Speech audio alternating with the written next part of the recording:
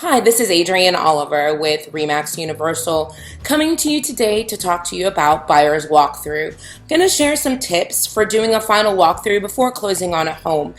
This particular subject has come up recently with a bunch of my clients, why we do a walkthrough, what to look for, what the purpose of it is. And as a seller, it's something that you actually want your buyers to do. It limits your liability and some other things. But let me just talk to you a little bit about that. So in Texas, we have a form called a buyer's walkthrough and acceptance. It's a very important form that all realtors should use when they close on a home.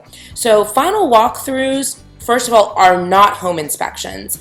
They're not a time to begin negotiations with the sellers to do repairs or a contingency of sale. The primary focus of a walkthrough is to make certain that the property is in the condition in which you agreed to buy it. Agreed upon repairs, if any, were made and nothing has gone wrong with the home since you've last looked at it.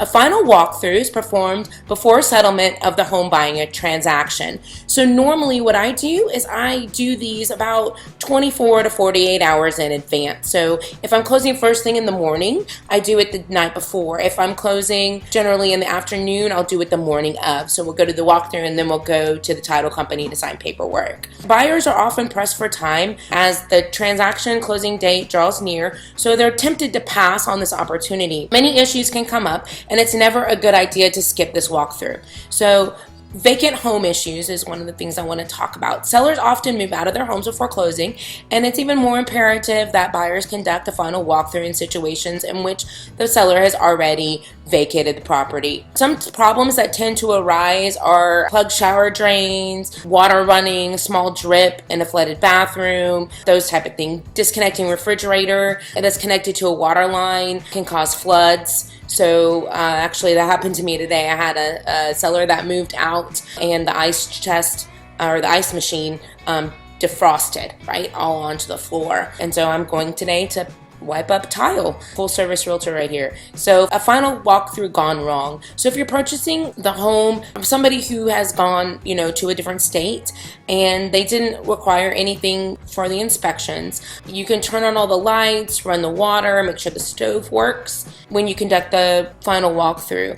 So you're engrossed in this moment of new home distractions and excitement, sofa placement, whatever. So your agent should always attend this walkthrough with you, and they wander through the house, hit the handle on the toilet, and then like a gush comes out, right? A geyser of water gushes and it smells. Your agent's action revealed that the sewer line had tree roots in it. You've received an estimate of $5,000 the next day to fix the sewer.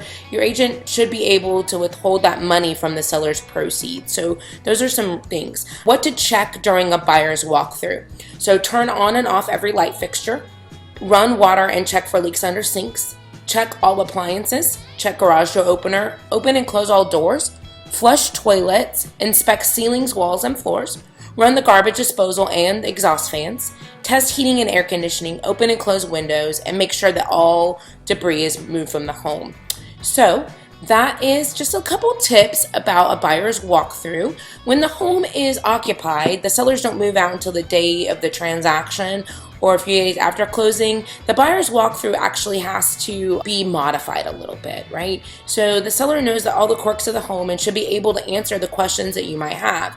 It's also a good time to ask the seller for a forwarding address so you can send them mail if necessary. Now, with my transactions, we usually do that at title. So title usually has a form for all of my clients in which we exchange forwarding addresses. It's smart to stay on good terms with the seller, although buyers almost never meet the sellers. The final walkthrough can provide an excellent opportunities for all parties to say hello. I know that I have had a client who I sold one of my first homes to. He did this with his new buyer, and they have stayed in touch, and he helps them actually repair houses and stuff. It's kind of neat. But the buyer's walkthrough, that's generally why you do it. If you have any questions about the buyer's walkthrough or any other documents, let me know. My name is Adrienne Oliver, and my cell phone is 832-217-7141. Thank you.